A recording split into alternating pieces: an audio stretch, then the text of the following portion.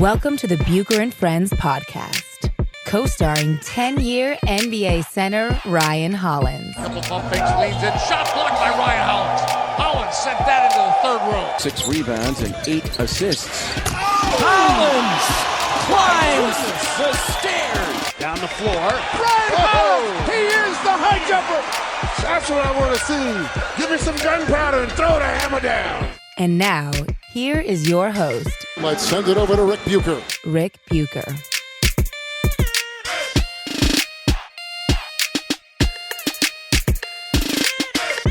Welcome to another edition of Bucher and Hollins, part of Bucher and Friends, under the umbrella of the United WeCast Network. I'm Ric Bucher. You can read my stuff on Bleacher Report and on Twitter at Ric Bucher. You can follow the show on Twitter and Instagram at Bucher Friends. And he is Ryan Hollins. You can follow him on Twitter at the Ryan Hollins. You can see him on ESPN, NBA TV, NBA radio, Clippers broadcasts, and obviously you can hear him here. And you can hear him telling you things that then sources tell me a week later. That's how it works.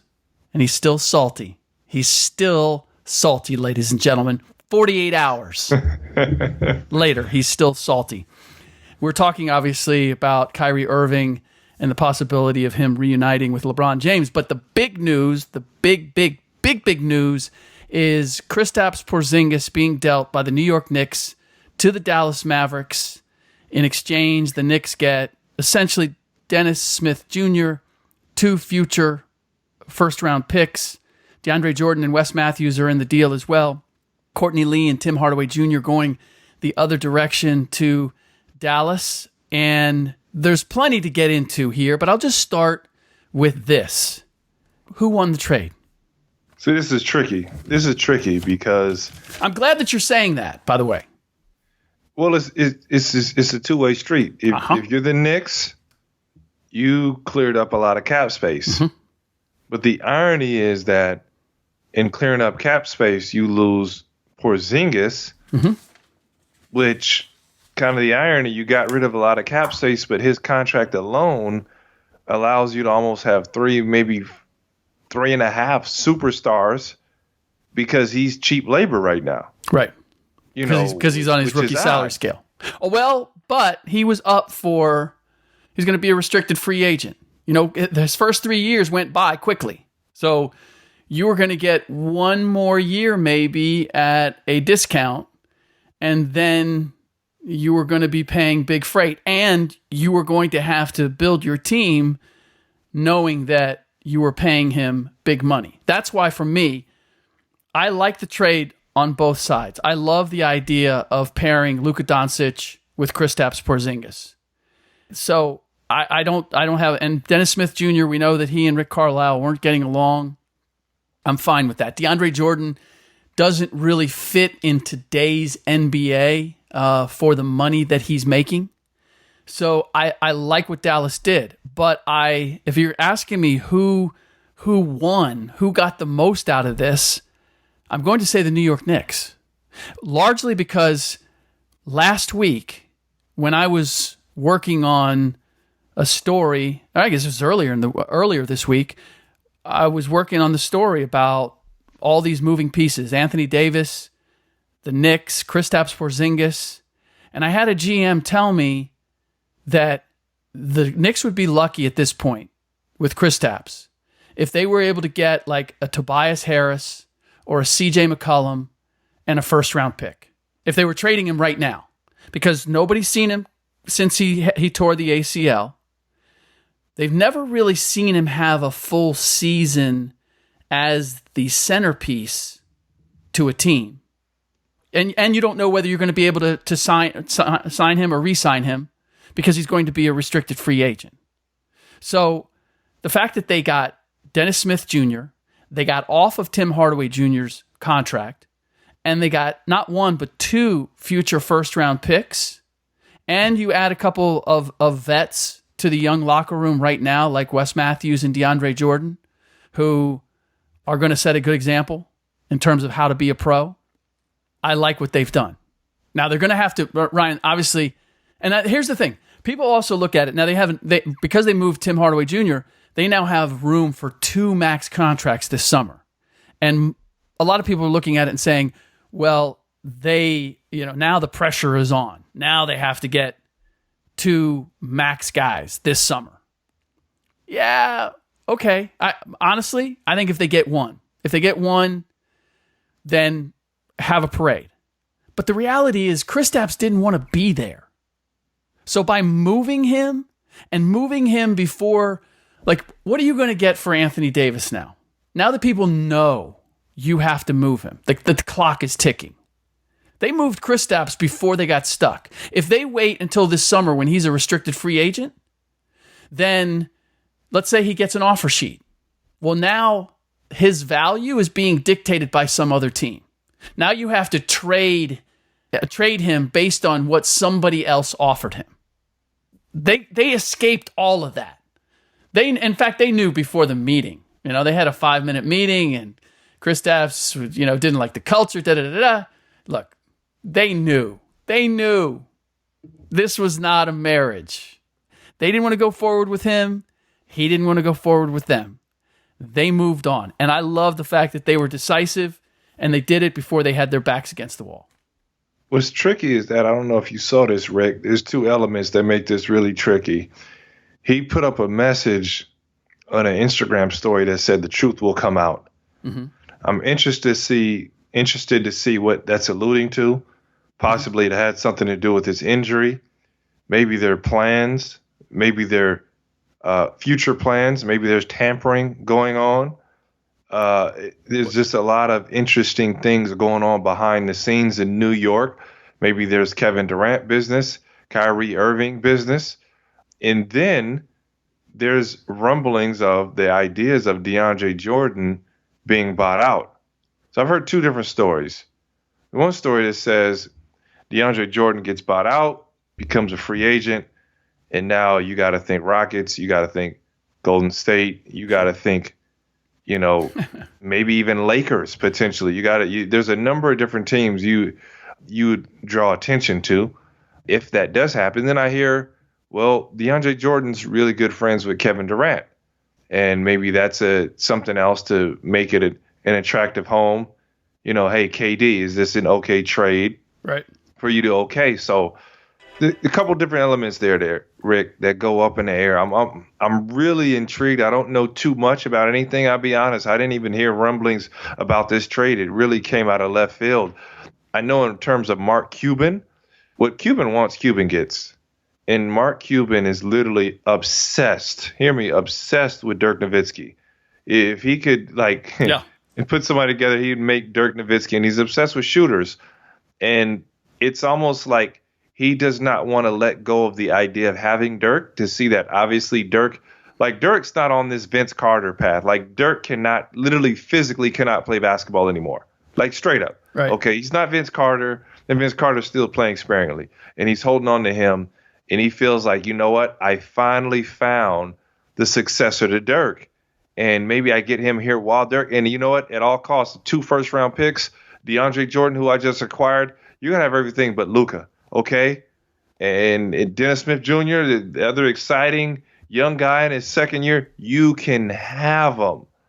So it's just an interesting concept from Cuban, and that, to me, even when he signed DeAndre Jordan, Rick, this, bro, forgive me if I'm wrong. It was just like, well, I couldn't get him the first go around. It was an ego move. I'm going to sign him for $20 million, Clippers. I'm going to get my DeAndre Jordan, and I'm just going to get him. And then you trade him halfway through the season? He doesn't even get 1 season with you? That was just an ego move. You walked out on me. Now you know what? I'm going to get you, and I'm walking out on you. Oh, you think this is a get back? It's like he had to just fulfill his vision of getting DeAndre Jordan. I think that part is true. I don't think he's I'm kicking you. I wanted to get you in order to diss you. I don't think that was it. But I do think you're right in that there was an obsession to, we had him, we thought we had him. You know what? We're still going to get him at one point. I'm going to get him no matter. I mean, he brought back Devin Harris. Remember you had the trade with Devin Harris for Jason Kidd, and he brought back Devin Harris 3 times. It was just some weird stuff, it's a that's Cuban. It's like this billionaire mindset that I'm going to get what I want, and now his eyes got locked on Porzingis. So I mean, Lord knows how many times he's called and asked for Porzingis. You have no idea how long this thing had been going on for. Do you expect Porzingis to play this season? So ultimately, I don't know how you missing darn near 2 years with an ACL. This is a injury you come back within 9 months. Mm-hmm. I talked with the NBA trainer, long tenured NBA trainer. And he said, well, maybe he did it February. He did it a full year ago. And he said it's a MCL that was also along with the ACL, which could take longer. So I'm just intrigued. Let me stop you right there. I don't see anything with this guy. Go ahead. Let me stop you right there. Because what I've been told is physically he's 100%. That's my first mindset. And the kid is young too. I assume he can play basketball right now. Right. And he really stepped forth and forced the trade, or like he said, the truth will come out. There's something weird going on. Yeah. Okay, we're going into this tanking thing, and we don't want you to play. Then he's like, what do you mean I don't get to play? Because if you play, we're going to win some games. You play, we might be in that 8th spot. We're likely going to be in the 8th spot in the East with what we have. So you know what, Porzingis? Sit out so we can tank. Because next year's our plans. And he's probably up in arms going, what do you mean I'm not going to play? That's what's probably going to come out, him being forced to sit out, even though he could play. Well, he's been practicing. He's been working out with the coaches. He hasn't practiced with the team. I was told that he's 100% physically. He's 75% there mentally. That it's getting over the hurdle of playing again. And that it was Giannis is his brother. And he's taken over for Andy Miller. Andy Miller was his agent, decertified because he got caught up in the whole NCAA scandal.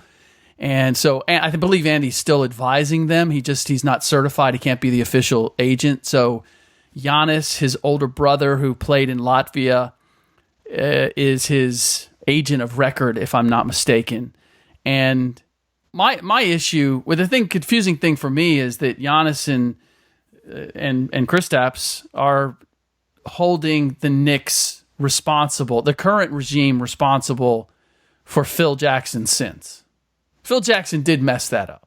Phil Jackson messed up the relationship with Kristaps in the same way he messed it up with Carmelo Anthony. But this is a new day. Steve Mills, Scott Perry. There's something with his injury, bro. There's something that doesn't add up. Where he either sat out to force the trade or they told him not to come back. It's one or the other. I agree with you. My inclination is if he plays, he was sitting out until he got traded. And let me ask you this. As a player, if you're ready to go, isn't there a way for you to say, I'm ready to go?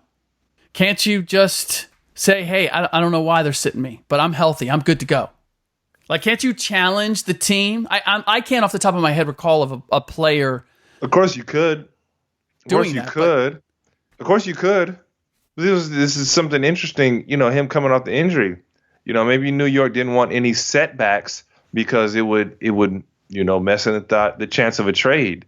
Everybody had so much kind of faith in who he would be. Yes. There's one or the other, man. There's something with that injury that does not sit right. Well, the other part, right.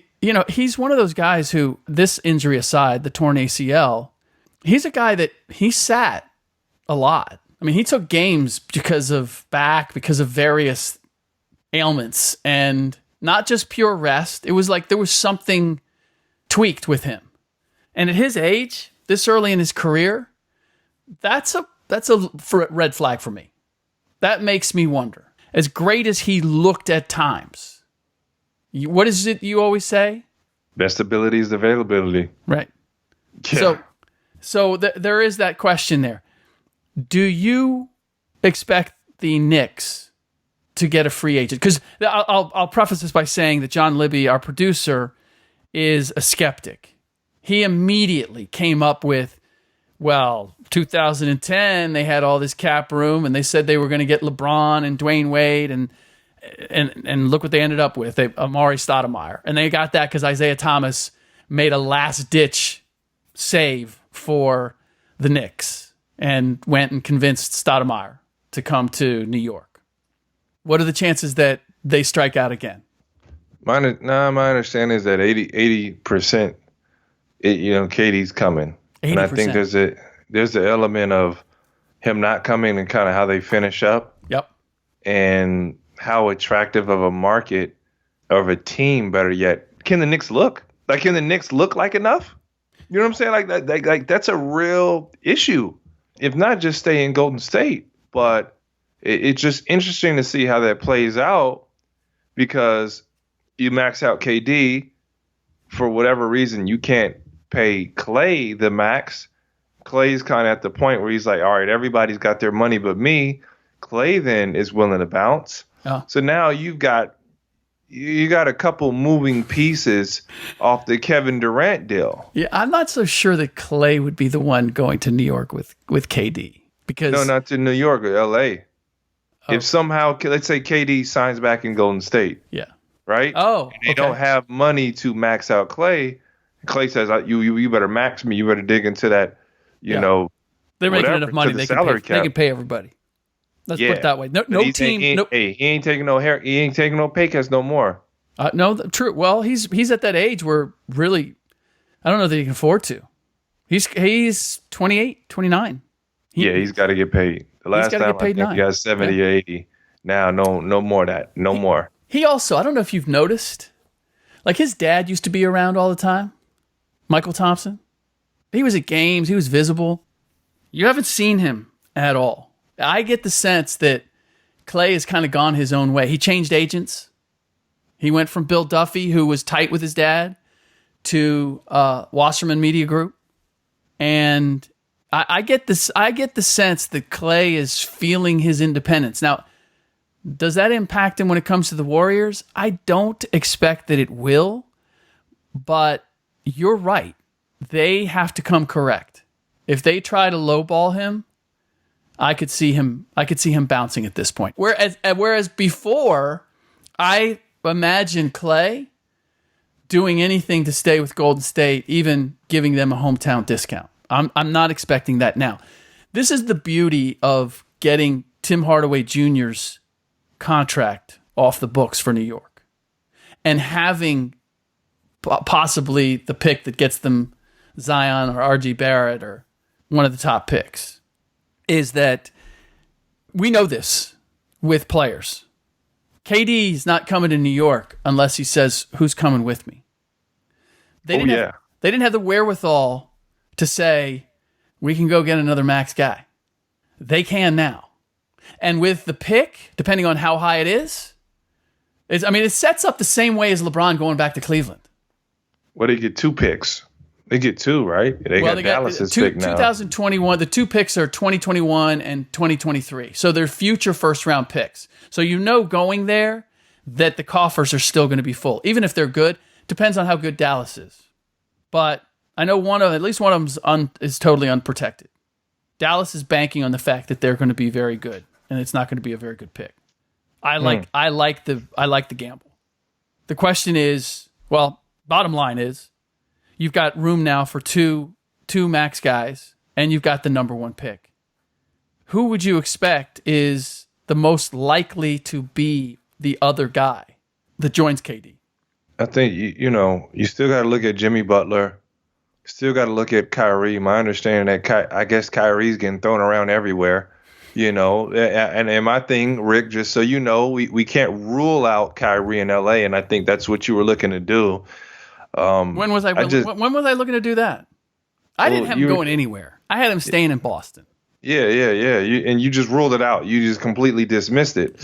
But I do think you gotta, look at Kyrie there in New York. He is an East Coast guy from Jersey, So you gotta look at that variable, or in LA with LeBron, as far as, hey, we can win something. This can work, but.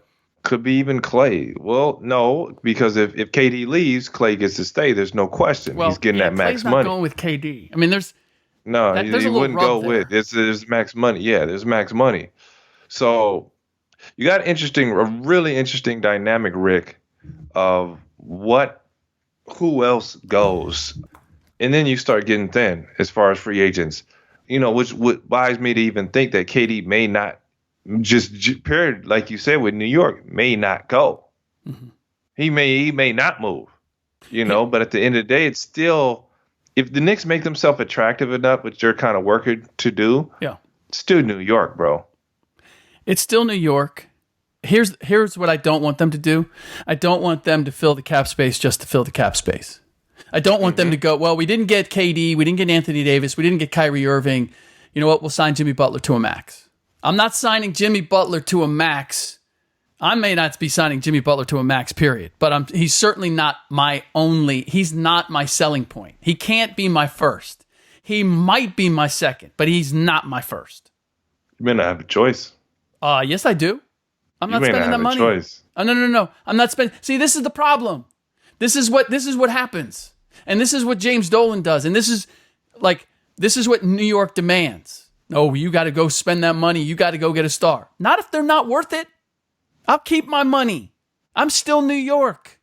I'll use it to trade into it. What if you get Jimmy on a 1-year deal? That's different. He's not taking a 1-year deal, though. He's not taking a 1-year deal. Yeah, I'm not necessarily seeing it like that. Yeah. But he may want to weigh his options. Let's say LA's out the question. Let's say the Clippers aren't offering what he wants. He may need to take a 1-year max. What if he doesn't want to be in Philly? Who knows how that thing plays out? Because if that ends up being, sour milk over there, he ain't gonna want to stay there. Yeah. The one thing I haven't looked at is, here's the bottom line in answering the question for our producer and anybody else out there who's thinking this could end up being the same thing that happened in 2010. 2010, all of the suggestions that Dwayne Wade and LeBron James were going to New York was driven by the New York media. That's something they wanted to have happen. But there was never the idea that Dwayne Wade and LeBron James were going anywhere other than Miami to play for Pat Riley. Dwayne Wade was Pat Riley's agent. He got Chris Bosh, and then the two of them got LeBron. Because LeBron was the last one on the boat. LeBron was still thinking stay in Cleveland. He was never thinking, I'm going to go to New York, or I'm going to go to Chicago, or I'm going to go to L.A. Yeah, he allowed those teams to make presentations to him. The Nets were another one. He was never seriously thinking about any of those. It was, I'm going to go join Wade and Bosh if I can't get Bosh to come to Cleveland, or I'm staying in Cleveland. That's where this is different, because there was no relationship. Who had a relationship with LeBron? Isaiah Thomas. Well, Isaiah Thomas wasn't part of the Knicks anymore. He had been banished. So what? You're going to have Isaiah, who's been banished, try to recruit LeBron to New York? It wasn't going to happen. The GM, who's now the Knicks, is Scott Perry. Scott Perry knows KD. Scott Perry was with KD from the move from Seattle to Oklahoma City. Then he went to Orlando for a hot minute, went to Sac, then went to the Knicks. He was with KD in OKC for a long stretch. There's a relationship there. Rich Kleiman, who's KD's manager, is a New York guy. He wants KD in New York.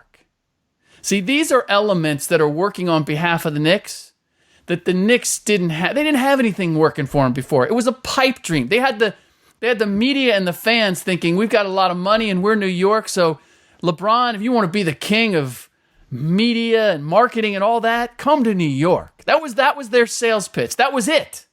That wasn't enough. Because the reason that LeBron was leaving Cleveland is because he didn't have any rings. That's why he was leaving. And he wanted to play with his boys. How were you going to get his boys in New York? No, Wade wasn't going to New York. He's the king of Miami. He was still the king of Miami when the king came down there. There's no other place. Wade goes any other place, he's now second fiddle to LeBron. So this whole idea that the Knicks in 2010, the pipe dream that their media were selling was just that. It never had a chance of happening. This is different.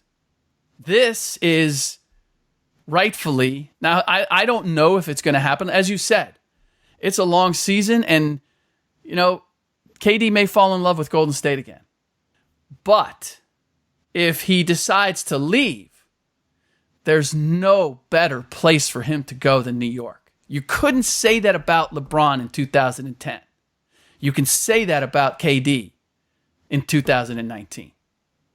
Yeah, no, I agree. We just got to see what else is there. We're both saying the same thing. It has to be a tag team. We got to see what else is there. Right. My big question is, I was told that Anthony Davis, largely because of his dad, is open to New York. Does the idea, if you're AD, see, this is where there's a little bit of a battle. Rich Paul and LeBron James are trying to pull you to LA. Dad looks at the marketing of possibilities in New York, and KD's younger. Now, do you look at those two and say, who would you pick? Who would you pick? If you're AD, are you going with KD? KD at what, 29, 28, 29, maybe 30? Or are you going with 34, about to be 35-year-old LeBron in LA? And I'm not emphasizing the age because I think there's a great disparity. There's a lot of other reasons why LeBron has it over KD. That's one of the pluses for KD in this instance. I mean, if I'm AD, I'm going to LA. Why? It's LA. I mean, if it's me, I'm an LA guy. Like, right. It's LA. If I'm him, I wouldn't want to play with KD, even though he's younger, because KD is a shoot first guy. LeBron is actually going to mold, and LeBron has won stuff by himself. Those are like, just as far as a fit, like, it's going to be your turn, my turn with KD. Okay. And that's the thing, that KD, if he gets away from Steph, that's going to be scary. It's like, we got to pair you with a bona fide point guard now. Right. Well, so, what place does that put you in? I'm just throwing this out there. What if you could make a deal for John Wall? Either with the pick or with just with the cap room? Look, Washington is just hoping that Phoenix is crazy enough to want a point guard that bad. Right. That's the only chance John is actually able to get moved. And John comes back healthy enough where, hey, he's healthy, he's good. Do you like Kyrie with KD and AD? Or is he too much of a scorer and not enough of a point guard? Oh, no, you got some magic happening. If that goes down, you got some magic happening now. See, this is the beauty of the NBA right now. We're talking about the Lakers and we're talking about the Knicks. And we're talking about either KD, AD, and LeBron in LA, or KD, AD, and Kyrie in New York. Either way, the NBA doesn't lose. And by the way, this is Super Bowl week. And dude, I haven't seen anything this week. I haven't seen a headline about the Patriots and the Rams. They are an afterthought because of the NBA. This is why the NBA is growing in popularity, because it has nothing to do with the games. It's transactions. It's the hope and the possibility of superstars transforming teams. And for all the people in Milwaukee and Charlotte and Orlando, I'm sorry, but it doesn't even matter if it's your team or not. Everybody wants this parity. Nobody cares about that. People care about the vision of seeing KD and Kyrie and AD in the finals against the Warriors. Can somebody from the East take down the Warriors? Or LeBron and AD and Kyrie taking down the Warriors in the Western Conference Finals. Just the idea, the possibility, the dream work that the mobility of superstars in the NBA have created is what makes the league so popular. It's not the game. I know a lot of people who are big basketball fans who are bored with the game. They're like, The threes, man. It's just become this up and down, shoot threes. Games become predictable, if not boring. This is some friends of mine that are hardcore basketball fans. They're kind of losing their taste for it. But you have the possibilities, and everybody can dream. You don't have to know anything about basketball to get excited about these trios. All right, enough on that. We have only one game to pick because we do this every Friday, and there's only 5 games on the Friday night slate.